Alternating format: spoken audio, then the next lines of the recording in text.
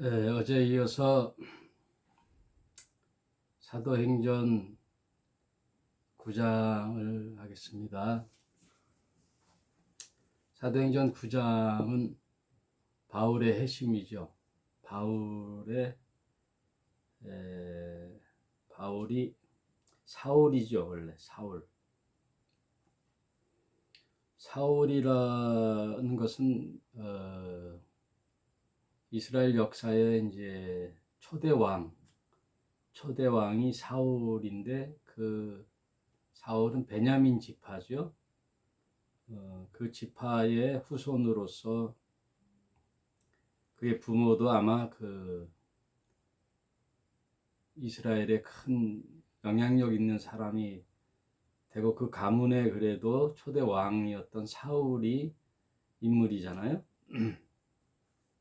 그런 자가 되라고 했는지 이 베냐민 지파고 바리새인 중에 바리새인, 그 사울이 율법에 있어서는 모든 도를 터득하고 그 스승인 가말리엘 문화생의 수제자로서 자신의 속하 있는 그 유대교를 위협하는 신흥 종파 기독교에 대하여 엄청난 박해를 하고 그 선봉장에 섰던 자가 어떻게 예수를 만나는가. 그가 8장, 7장에 그 스데반이 죽음, 스데반이 돌로 맞아 죽으면서도 그가 얘기하는 그 마지막 언행, 저들의 죄를 용서해 달라는, 그리고 그 얼굴이 정말 천사와 같이 밝은 그런 그 죽음의 현장 속에서도 어떻게 그렇게 할 수 있을까 하고 아마도 의아해했을 거예요. 사울의 마음속에. 그러나 자기가 해야 할 일이 이제 눈앞에 있죠. 그래서 여전히 살기 등등하여 대제사장으로부터 체포영장을 발부받아 이제 기독교인들이, 크리스찬들이 모여 있는 데를 이제 찾아 이제 가는 장면이 9장에 나오는데 한번 읽어보겠습니다. 사울이 주의 제자들을 대하여 여전히 위협과 살기가 등등하여 대제사장에게서 다메섹 여러 회당에 갈 공문을 청하니, 이는 만일 그 돌을 쫓는 사람을 만나면 무론 남녀하고 결박하여 예루살렘으로 잡아오려고 함이라. 3절, 사울이 행하여 다메섹에 가까워 가더니, 이 다메섹은 예루살렘으로부터 약 240km 정도 떨어졌으니 아마 이제 서울에서 대구 정도, 그래서 걸어서는 한 일주일 거리라 그래요. 낙타나 말을 타고도 이제 갔겠죠. 일주일 거리라 그러는데 이제 사울 일행이 그 열심히 있는 거죠. 그 이단 사입이 기독교인들을 잡아 이제 압송하려고 하는 그 열심. 어제 주일날 성경 이제 예배를 마치고 이제 큰아이와 그 며느리하고 우리 손주해서 오랜만에 가까운 이제 식사를 하러 갔더니 마침 그 건너편에 수많은 사람이 나와요. 1시쯤인가 우르르 쏟아졌는데 계속 쏟아져 나와. 그래서 큰애가 아니 저 뭐야, 저 뭐가 있는데 저렇게 나와 봤더니 거기가 인천에 그 신천지 마태성전이죠. 마태성전이 있는 곳이에요. 신천지. 젊은이들이 엄청 나오더라고. 젊은이들이. 요즘 신천지가 광고도 막 전광판 광고 10만 뭐또 졸업해가지고 뭐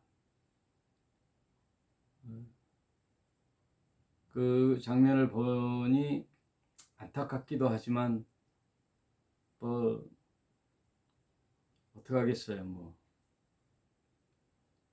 그들이 이제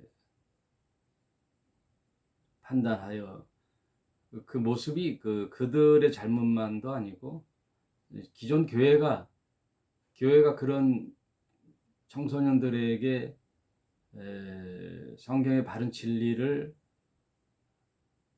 가르치지 못한 까닭이 있죠.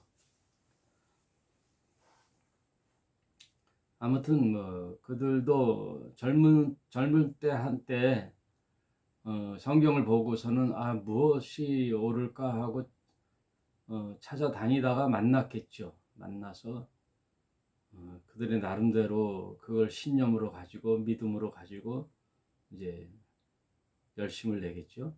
열심을 낸단 말이에요. 사울도 지금 열심을 내는 거잖아요. 240km 떨어진 일주일 거리를 마다하지 않고 간단 말이에요. 신은 기독교 종파들을 압송하려고. 사울이 행하여 다메섹에 가까워 가더니 후련히 하늘로서 빛이 저를 둘러 비추는지라. 땅에 엎드러져 들음에 소리 있어 가라사대 사울아 사울아 네가 어찌 나를 핍박하느냐 하시거늘. 이제 한참 거의 다가와서 다메섹 언덕 위를 지나는데 갑자기 정오의 태양보다 더 강력한 빛이 사울의 눈에 비치니 꼬꾸라진 거지요. 대답하되 주여 누이시오니까 가라사대 나는 네가 핍박하는 예수라. 예수를 이제 만나는 거예요. 예수를. 베드로나 12제자를 통하여 이제 익히 예수라는 자에 대하여 들었고, 또 직접 눈앞에 스데반이라는 집사가 구약 전체를 통하여 설교하는 내용도 들었는데, 그들의 무리의 괴수라고 하는 예수를 현장에서 만난 거죠. 이 당시 그 초대교회 시대에는 성경이 온전히 그들의 손에 쥐어지지 않았기 때문에 그 하나님에 대한 인식 그리고 계시 이런 것들이 초월적으로 나타났단 말이에요. 그렇게 하나님이 시대마다 그 당신을 드러냄에 있어서 다 각기 다르단 말이에요. 과도기에 초대교회가 세워지기 전에는 현장에서 나타나기도 한단 말이에요. 그리고 베드로를 헌금을 속였던 아나니와 삽비라도 그 자리에서 직사하는 사건도 나잖아요. 귀신도 그 자리에서 쫓겨나고 이런 표적들이 일어나는데 그 표적은 그 표적이 목적이 아니라 하나님을 알리는 수단이죠. 그런 시대 때는 나타났단 말이에요. 이런 것으로 오늘날도 뭐 적용해서 오늘날 교회 시대에 내가 하나님을 만났다. 뭐 어느 산 용문산에 올라가서 기도하다가 뭐 태백산에 올라가 기도하다가 하나님의 음성을 들었다. 하나님을 직관했다. 이런 자들이 많아요. 그 만나는 것도 좋아요. 거기서 끝나야 되는 거예요. 그러면 자신이 돌이켜서 예수가 과연 누군가 하고 성경을 자세히 들여다봐야지 마치 특별한 존재인 것처럼 떠들어다니고 교주가 돼서 또 사람 끌어모으고 자기가 목적 달성을 하고 돈을 끌어모으고 자기 아성을 만들고 하는 게 다 이단 사이란 말이에요. 그 목적을 보면 아는 거죠. 목적을. 여러분, 예수의 생애와 사상을 자세히 들여다봐야 돼요. 그래서 저 사람이 바른 교사인지 목사인지 바른 교회인지를 알아보려면 내가 알아야 되는 거예요. 그러니 지금 엉뚱한 데 가서 그 수많은 청년들이 지금 방황하고 있잖아요. 성경을 잘 들여다봐야 돼요. 그렇게 어렵지가 않아요. 어렵지가 않아요. 예수님의 생애와 사상 여러분, 마태복음에 보면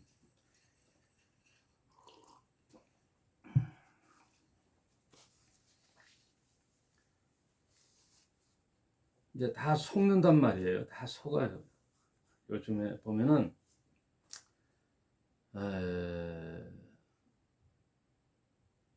그래서 제가 젊었을 때 시계 공장에 다녔는데 거기서 디자인을 연구하고 조립을 하고 하는 이제 시계 공장의 실장으로 있었는데 청계천 8가에 가면은 그 도깨비 시장 같은 데 가면은 온갖 그 귀중품이 나오잖아요. 그래서 절도범들이 이제 그런 귀중품을 가지고 도심의 어느 데 가서 이렇게 팔 수가 없잖아요. 그러면 그런 청계천 같은 데 가서 그걸 파는데 시가로 만약에 100만 원 하는데 헐값에 사잖아요. 50만 원, 40만 원, 30만 원에 사잖아요. 그러면 그게 작물이 되는 거예요. 작물. 도덕의 도둑질한 물품을 싸게 사는 건 그 업자도 작물로 이제 걸린단 말이에요.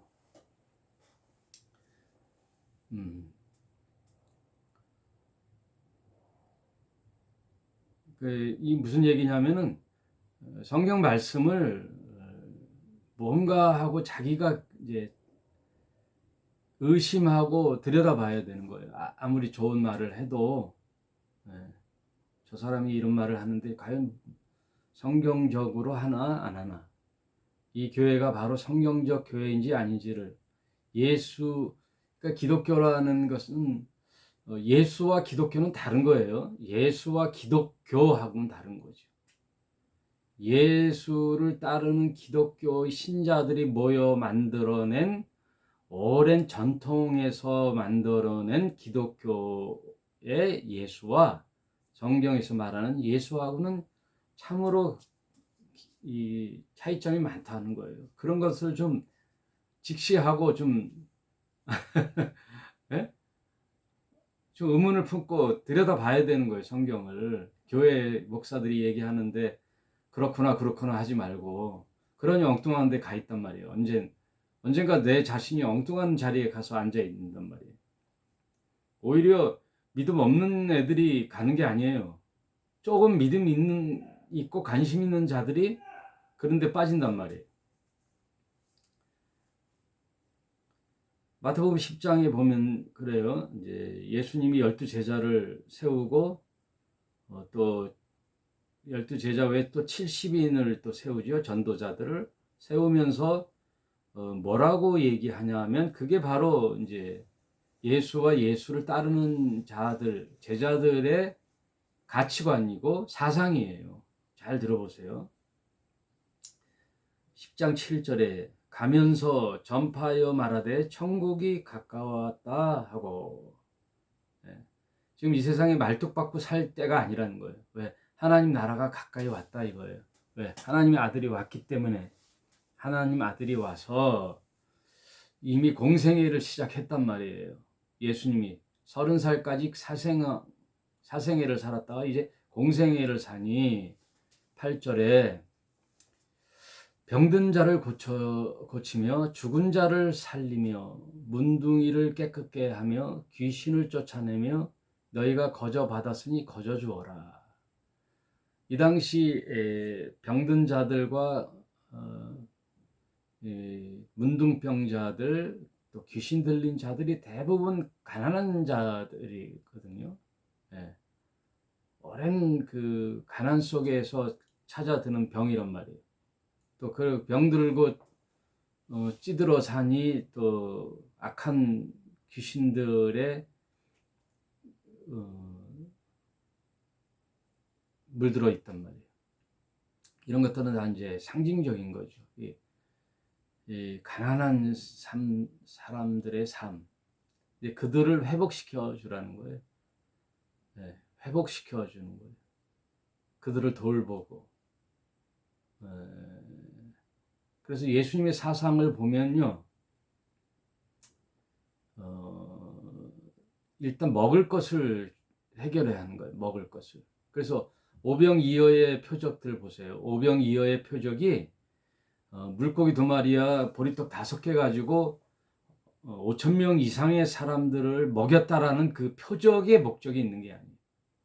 와, 엄청나네 하고 예수라는 사람을 보게 하는 게 아니라 그 가난한 자들에게 먹을 것을 주시는 예수인데, 그 가난한 자들이 부자들을 통하여 먹을 것을 주는 게 아니에요. 어느 가난한 자의 도시락에 물고기 2마리와 보리떡 5개, 그 가난한 어린아이의 그 점심 도시락, 그거는 민생들, 그 가난한 백성들에 의하여 가난한 자들을 돌보는 거예요. 네? 부자들의 것을 뺏어다가 주는 게 아니라 가난해도 또 가난한 사람들에게도 차이가 있잖아요. 그래도 가난한 사람 중에는 또 집이라도 한 칸 있고 초가집이라도 한 칸 있고 삼시세끼 먹고 사는 그런 가난한 서민들이 있잖아요. 그럼에도 불구하고 그 중에서도 그렇게 아주 가난한, 돌봄이 없이는 살 수 없는 그런 완전히 밑바닥 인생들의 민초들이 있잖아요. 그들을 돌보라는 거예요. 그들은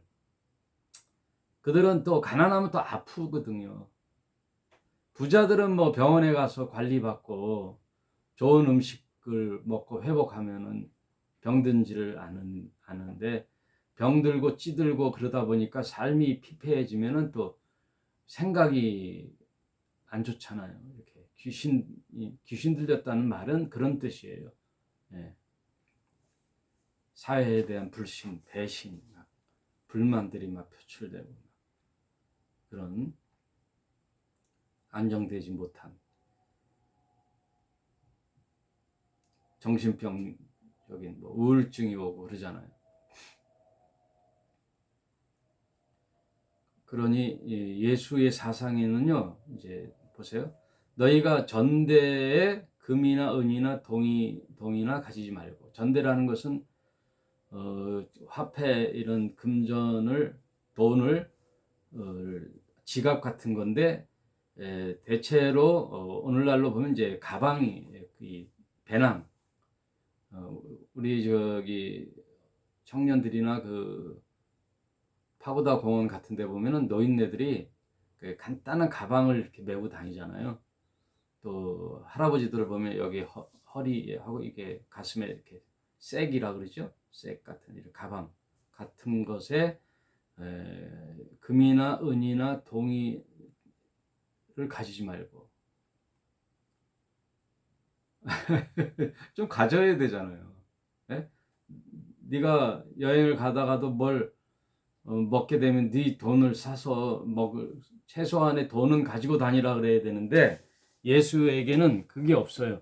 금이나 은이나 동이나 가지지 말고, 또 여행을 위하여 주머니나 두벌 옷이나 신이나 지팡이를 가지지 말라. 그건 엄청난 얘기예요. 이 당시에 유대 그 팔레스타인 땅은 척박하단 말이에요. 그리고 뱀들이 많아요. 뱀들, 정갈, 뱀. 그리고 예수님께서도 누가 뱀을 뭐라 달라 하면, 물고기를 달라 하면 뱀을 줄 것이며 그러잖아요. 정갈을 줄 자가 누가, 이 정갈과 뱀이 많단 말이에요. 그 당시 큰 사막에는 그런 게 많은데, 그래서 여행 다닐 때는 이제 사막을 이제 횡단하는데 그러기 위해서는 지팡이가 꼭 필요하단 말이에요. 지팡이가. 예, 정갈을 죽이고 뱀을 때려 죽이려고 하는 그런 무기로서의 지팡이, 자기 또 신변을 보호하는. 근데 두벌 옷이나 신이나 지팡이를 가지지 말고, 이거 엄청난 이게 반전이란 말이에요. 예수의 가르침은요, 그 당시 그 문화나 생각들을 뒤집는 거예요. 뒤집는 거예요. 항상 예수는 뒤집어 버리는 거예요. 부자가 복이 있다고 할 때는 다 부자가 또 하나님 뜻대로 사니 부자가 됐다 그러고, 그런 게 팽배한 당시에 부자는 하나님 나라에 갈 수 없다 그러거든요. 예? 그리고 웃는 자가 복이 있다 그러는데 애통하는 자가 복이 있다 그러거든요. 가난한 자가 복이 있다 그러고. 하여튼 예수님은 그 당시에 누구나 다 갖고 있는 그 가치관을 뒤집어 버리는 거예요. 신이나 지팡이를 가지지 말라. 이는 일꾼이 저 먹을 것을 받는 것이 마땅하니라. 이게 뭐냐면, 어디든 가서 하나님 말씀을 전하면 얻어 먹으라는 거예요. 가난한 그 사람들에게 먹을 것을 챙겨 달라는 거죠. 먹을 것을 주라 이거예요. 또 복음을 듣는 자들은 그 말씀을 전하는 자들의 먹을 것을 책임져 주라는 거예요. 아무 성이나 촌에 들어가든지 그 중에 합당한 자를 찾아내어 너희 떠나기 전까지 거기서 머물라.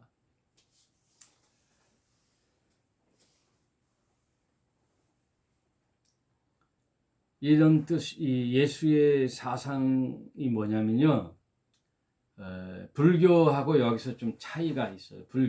불교는 철저히 자기 극복이잖아요. 자기 극복, 수련, 또 자족, 스스로 독립하고 홀로서기 하고 깊은 산에 가서 수양해서 자기 스스로 사는 것을 말하는 깨달음, 그건데 기독교는 반대. 예?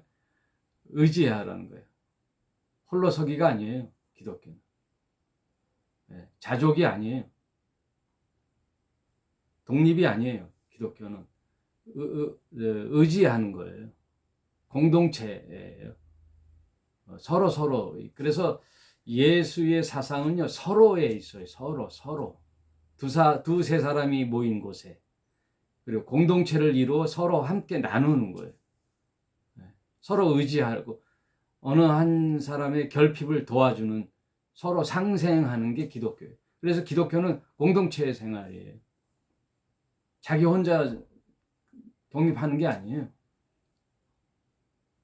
그래서 이 예수의 사상은요, 사람에게 있어요. 사람을 도와주는 게 있어요. 그러니까 먹을 것을 일단 줘야 돼요. 서로 먹을 것을 챙겨주는 거예요. 나눠 먹는 거예요. 나눔, 교제, 코이노니아. 이게 굉장히 초대교회에서 중요하고 그게 예수의 사상이에요. 그리고 먹을 것을 일단 챙겨서 식량을 확보하고 아픔을 치료해 주는 거예요. 힐링. 일단 배고픔을 서로 챙겨주고 또 힐링, 몸의 치유. 여러분, 배고프고 가난하고 아프면요, 만사 귀찮고 뭐 진리는 둘째치고 살아가는 게 힘든 거예요. 먹을 것과 아프지 않게 돌봄이 가장 우선이에요. 인간 생존에. 예수도 그걸 아시는 거죠. 그러니 서로 의지하고 서로 부족함을 채우고 배려하고 이해해 주는 거예요. 그래서 용서해 주고. 비판이 없어요. 그래 비판하지 말라는 거예요. 옳고 그름에 대한 얘기가 아니라 비판하지 말라는 것은 나나 잘하라는 거예요. 나를 돌아보는 거죠. 성경의 모든 이야기가 내 이야기예요. 내 이야기. 나에 대한 지적이고 내가 고치고 내가 돌이키고 나에 대해서는 철저하게 엄격하고 타인에게서는 좀 긍휼하고 배려해주고 이해해주는 거죠. 비판하지 마세요. 그래서 옳고 그름에 대한 이야기를 해야지 누구 어쩌고 저쩌고 막 나는 이렇게 하는데 너는 못하냐? 그 얘기를 하면 안 돼. 성경은 그 얘기가 아니에요. 아내들이여 하면 아내들이 자신이 어떻게 해야 할 바를 말씀하는 거지. 남편이 듣고 봐. 아내들이여 하고 교회에서 얘기하잖아. 성경에도 그 얘기하잖아가 아니에요. 남편들은 남편들아 하고 남편들에 대한 이야기가 있단 말이에요. 자녀들아 하고 자녀들의 얘기가 있어요. 각자가 하나님이 주신 말씀에 대한 내가 지키고 사는 거지 그 말씀을 남에게 들이대라는 게 아니에요. 어떻게 하든 예수의 사상에는 공동체의 사상이 있단 말이에요. 그 공동체의 사상 중에 가장 중요한 게 먹을 거와 아픈 자를 이 가난한 민생들을 돌봄에 있단 말이에요. 사울의 회심을 하다가 또 그걸로 갔네. 아무튼 말씀을 전하는 자는 좀 그 말씀을 듣는 자들이 좀 생계를 책임져 줘야 돼요. 네. 저도 너무나 교회가 연약하기 때문에 그들의 헌금으로 교회 유지도 못하니까 내가 이제 생계의 삶의 현장에 나가지만 사실은 어느 정도 10인 이상만 돼도 교인이 10에서 20명만 돼도 서로 도네이션해서 후원금을 내놓고 해서 공동체가 유지되고 그 중에 또 가난한 자도 돌보아주고 말씀을 전하는 자의 생계도 좀 도와주는 그런 게 필요합니다. 그게 꼭 필요한 거예요. 예? 여러분 좀 이제 넉넉하게 돼서 서로를 도와주는 그 도네이션에 좀 마음을 열어야 돼요. 그게 부자가 하는 게 아니에요, 여러분. 부자들이 뭐 할 것 같죠? 아니에요. 가난한 건 가난한 초록이 동색이고 호레비가 가부의 심정을 안다고 가난한 사람들이 가난을 알거든요. 그래서 십시일반이란 말이 굉장히 좋아요. 십시일반. 제가 초등학교 때 소풍을 갔는데 내 짝이 너무 가난해요. 평소에 보면요, 우리는 이렇게 거기다 소풍은 뭐 1년에 한두 번 가니까 거기다 소세지도 넣고 계란도 넣고 막 해서 김밥을 말아주잖아요. 근데 내 짝은요, 고아 출신인데 그 밥에다가 김을 싸서 간장으로 이렇게 해갖고 똘똘 말아서 지금 그 뭐라 그러지? 호박잎으로 싼 그 밥처럼 이렇게 해갖고 왔더라고. 김에다가 싸서. 그래서 걔네 집도 가봤는데 굉장히 가난한 방 한 칸에서 그렇게 살더라고요. 주로 메리치를 먹거나 간장을 먹고 메리치에 고추장 찍어 먹고 밥을 물에 말아 먹고 그래서 버짐이 많았어요. 우리 어릴 때는 그런 가난한 친구들 보면 여기에 히끗히끗한 이제 버짐이 많았어. 영양실조죠. 그리고 코를 많이 흘려. 그래가지고 여기 오른팔, 왼팔, 팔뚝이 맨들맨들해요. 왜냐면 하고 코를 닦아 코를 닦고 초등학교 입학하면 여기에 다 수건 옆에 찼잖아요. 요즘은 없지요. 근데 나중에 제가 누구한테 들었어요. 그 영양학 교수한테. 예, 그 영양실조에 걸리면 코를 많이 흘린다는 거예요. 코를. 이해가 되더라고. 아무튼 그 친구가 소풍을 갔는데 도시락을 안 싸왔어요. 그래서 제가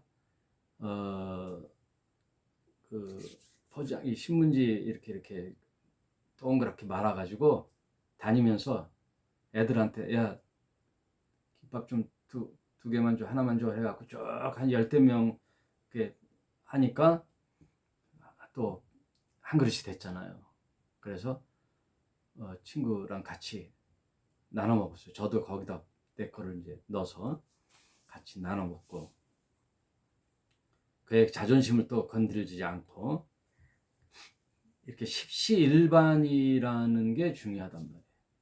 그래서 초대교회 보면요, 다 그 당시는 좀 강력했잖아요. 모든 재산을 자기 것으로 여기지 않고 사도들의 발 앞에 내놓으니, 그 초대교회의 많은 그 신자들의 공동체 안에는 가난하고 핍절한 자들이 없더라. 이게 어려운 말인데 이게 가난한 거거든요. 가난한 자가 없더라. 왜? 그렇게 공급해 주니까. 최소한의 생계 먹을 것은 챙겨주니까. 그래서 저도 좀 나이가 들고 교회 이제 나중에 교회를 어떻게 할까 생각해 보면은 그냥 식당 같은 거 하나 하고 싶어요. 식당. 요즘 뭐 김치찌개, 그 누구지? 그 개그맨 사회자, 그 안경 끼고 잠자리 메뚜기인가? 그 이름이 갑자기 생각 안 나네. 그 친구가 그 삼성교회에 3,000원짜리 김치찌개 하는 그분을 후원하더라고요. 1년에 한 5천만 원씩 이렇게 후원하더라고요. 그 친구 이름이 갑자기 생각 안 나요. 그 친구는 가끔 이렇게 훌륭하게 하더라고요. 그러니까 서로 이렇게 후원을 해서 식사만큼은 할 수 있는 그런 일을 지금 많이들 하잖아요. 그래서 우리 교회도 우리 사모가 이제 음식 같은 그 조리사 자격증도 있고 지금 식당들을 많이 다녔잖아요. 일을 하면서. 그렇게 해서 나중에 노년에는 공동체가 모이는 장소 겸 식당을 해서 거기서 서로 이제 가난한 사람들 와서 먹고 또 이렇게 식량 같은 거 모아서 좀 줄 수 있는 거. 저는 제가 23년간 사랑의 빛 4개 촛불에 이사를 했거든요. 그건 무슨 일을 했냐면 사립초등학교 아이들의 재능 기부를 해서 공연을 해서 나오는 수익금을 모아가지고 소년소녀 가장하고 독거노인을 돕는 일을 한 23년을 했어요. 서울에 있을 때죠. 그 23년을 하는 동안에 제가 아이디어를 냈었어요. 뭐냐면 푸드뱅크인데, 푸드뱅크가 뭐냐면 어느 한 공간을 얻어서 다 부스가 있어요. 부스, 쌀, 라면, 야채, 그리고 뭐 고추장, 된장 이렇게 쭉 해놓잖아요. 생필품을. 부스가 있으면 우리 이사들이 한 10명 됐거든요.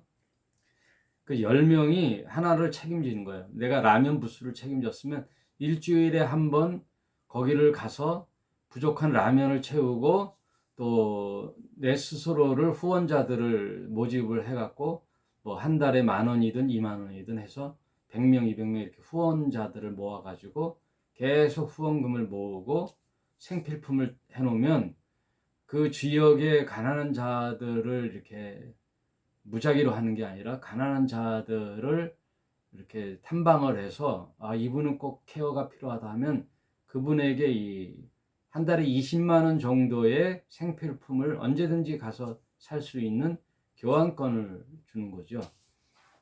그런 일을 지금 딴 아이디어가 좋은 사람들이 많이 있더라고요. 그런 것들을 하는 분들이. 그래서 나중에 저희 교회도 이런 일들을 제가 교회 처음 할 때부터 생각했었는데 부족한지 교세가 어느 정도 있어야 되잖아요. 그게 잘 안 되더라고요. 잘 안 됐는데 머리 깎고 국수 삶아주고 하는 거는 오래 했어요. 그리고 한 번은 강촌이라는 데 가서, 강촌의 시골에 가서 그 이장님하고 그 시골 교회에서 방송을 했어요. 서울에서, 인천에서 미용 봉사단이 왔으니 머리도 깎고 사진도 찍어라. 그래서 저는 사진 기술이 있잖아요.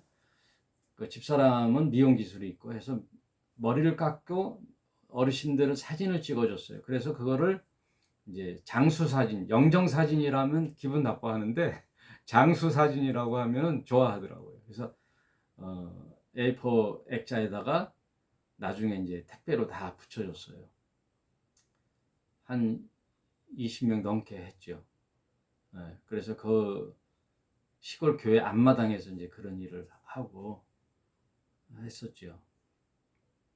그런 아이디어 같은 거. 이게 뭐의 일환이냐면, 복음을 전하는 수단이기도 하면서, 사람들과의 그, 가난하고 외로운 자들에게 그래도 이 세상은 살만하다라는 그런 말씀을 전하고 친구가 되어주는, 그래서 복음서에 보면 결국은 뭐냐면 사람이거든요. 사람을 살리는 일이거든요.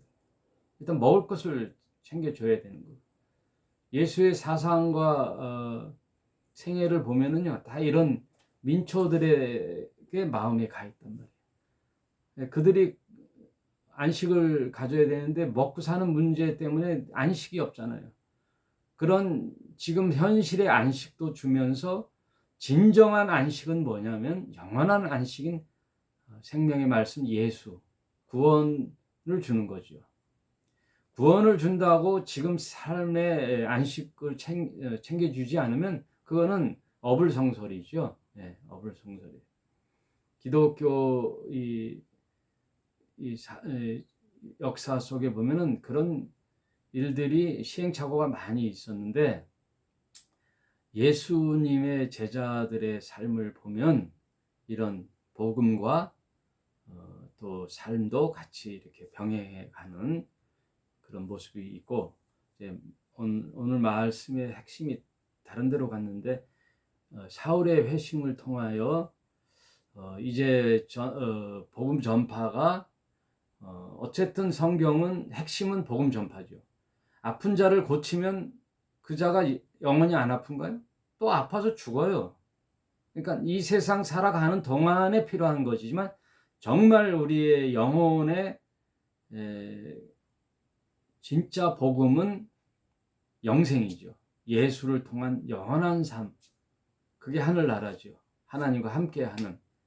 그게 우선 목표고, 그리고 지금 이 세상 살아가는 동안에 필요한 것도 공급해 주면서 생명을 전하는, 말씀을 전하는 그게 필요하다 그 말씀이죠. 그래서 사도행전의 9장에는 이제 바울이라는 자가 등장하면서 복음이 자연스럽게 유대인에게서 이방인으로 넘어가는 그런 전환점이 되기도 합니다. 오늘은 여기까지 하고요. 또 다음에 제가 하여튼 쉬는 날이면 뭐 하겠어요. 집에서 TV나 보고 뭐. 요즘은 연락 오는데도 별로 없어요. 그럼 이제 말씀을 계속 상고하는 그런 시간을 갖도록 하겠습니다.